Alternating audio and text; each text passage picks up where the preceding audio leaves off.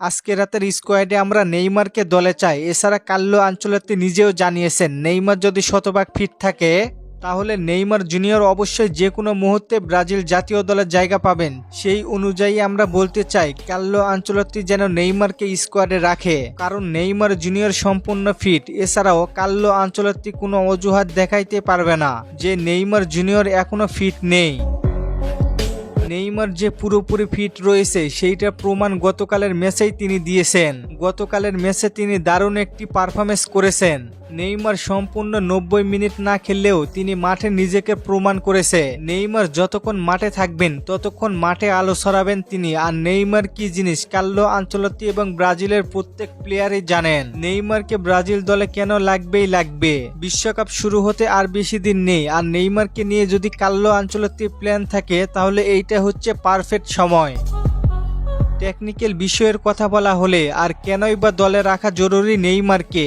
Neymar দলে আসলে স্কোয়াডে বা একাদশে কোন জায়গায় বেশি খেলবে, নেইমার জুনিয়র জন্য জায়গাটা কি হবে সেটা পরিসংখ্যান করার জন্য বিশ্বকাপের আগে এটাই হচ্ছে সেরা সময়।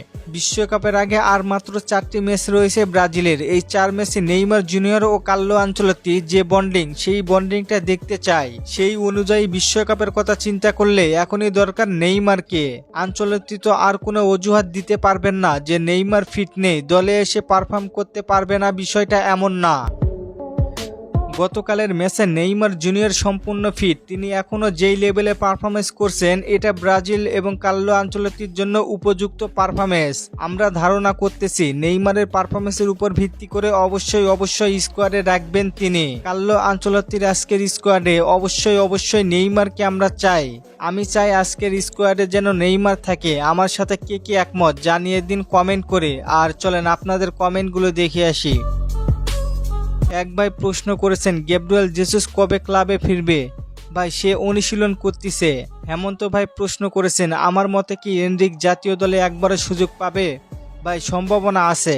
রাব্বি ভাই প্রশ্ন করেছেন রাফিনা কি পরবর্তী 2 ম্যাচ খেলতে পারবে? না ভাই, সে ইনজুরিতে আছে। ধন্যবাদ সবাইকে প্রশ্ন করার জন্য। আর ফুটবলকে নিয়ে নতুন কোনো প্রশ্ন থাকলে করতে পারেন, পরবর্তী ভিডিওতে রিপ্লাই করব। ধন্যবাদ।